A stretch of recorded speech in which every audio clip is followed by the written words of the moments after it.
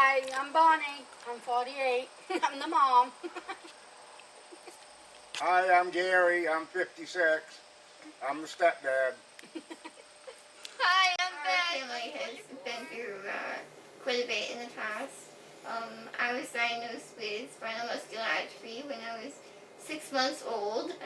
I've been dealing with that since. I was supposed to only live till I was 2. I'm 24. I've been in and out of the hospital quite a bit since then. I've been clinically dead at least twice that I remember. um, let's see here. My mom, my caregiver, she has been through quite a bit with not only me, my siblings as well. And me and Gary, my boyfriend, we were both diagnosed with chronic Lyme disease. Gary's also had geez, I can't think of the name of it. Oh, He had a ruptured diverticulitis. yes, and he almost died from it because it was really bad. It was putting poison back into his body. He had to have 3 operations after that. Plus, I had to go in the hospital and have an emergency surgery. And then after that, Gary had another surgery and had a hernia done. And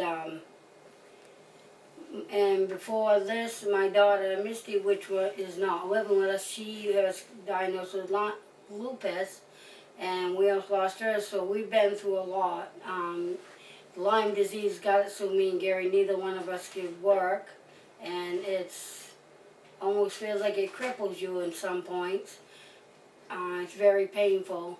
Beth has been through a lot, and I've almost lost her more than once, and it's really hard. We haven't had enough money to survive on. And it's really hard when you have to watch your daughter almost die more than once, and watch Gary almost die. It's been very difficult. I hope you guys can help us because we really need it. Our house is so bad. We have mold and mildew, which is very hazardous to Beth's health. And so I think it's making me and Gary sick too. It needs to be taken care of, and we just ain't got the money to do it. It's been too hard. Financially, we have not got money to survive on. And we have not got main care or any insurance.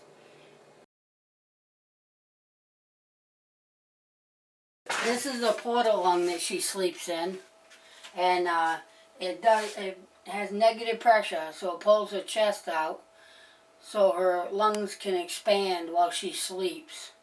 And we believe she's had it since she was 15 years old. We had almost lost her. She had got really ill. And we think this bed has saved her from getting really sick with pneumonia so much. But now with the mildew and everything's bothering her breathing, and that's not good, so. She has a suction machine, and that's the motor to her bed. Yeah.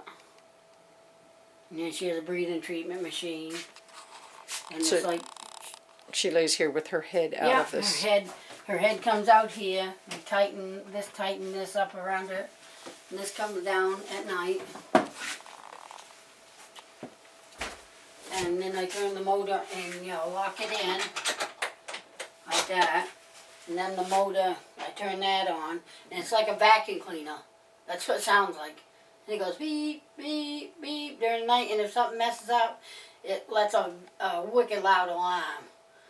And I tell you, it makes you feel like you're getting old when it scares you.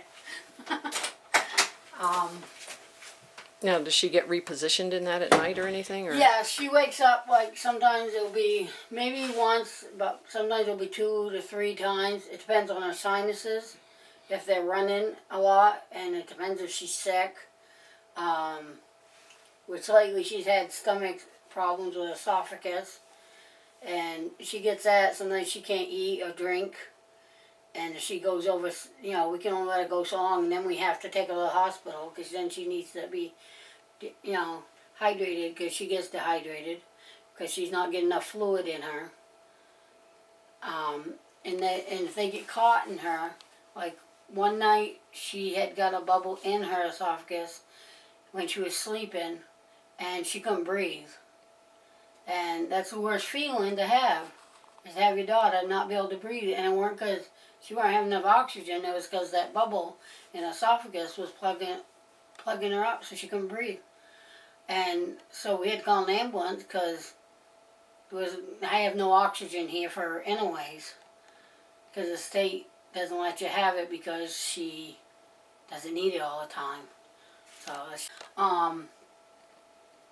but we've had, you know, lately she's had a lot more days sometimes going to the hospital because it's either her stomach or her allergies running into her stomach, so it makes her ill. And if she starts throwing up, it can make her stomach bleed because she has the pernicious anemia and von Willebrand disease on top of her muscle disease that she has. So she has it pretty rough sometimes, especially when she has problems with that stuff.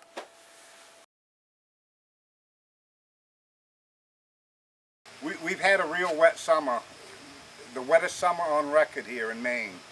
And the water is just coming right out of the bank, and there's so much water, and it's running right down towards the house, and from there I don't know where it's going. The best part of the house is we do have a decent chimney. That was recently done before I got sick in 2002. This is Beth's ramp, which could use a lot of improvement. It's very slippery when it's wet. My health has really been up and down.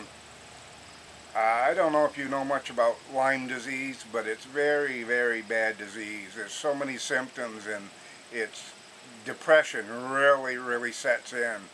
I haven't worked for like 6 months now, and it's because of Lyme. I am going to see a Lyme doctor now because he agreed to see Bonnie and I without charging us a fee. All we have to do is come up with money for medicine, which is a hard job on its own when you're not working. And basically, I haven't been well enough to do any work on the house since 2002. And then you kind of give up. You know, everything needs to be fixed, and you don't know what to do first. And then there's a point where it's not worth fixing, and you're left with just questions. What are we going to do next? How are we going to get by? And hopefully something will come out of this here. Maybe you guys can help us, because we really need it. I expect to get better out of this Lyme disease. You never get cured from it, but you can get it under control, so I'm told. And that's what we're hoping for now, is to get better and be able to get a fresh start.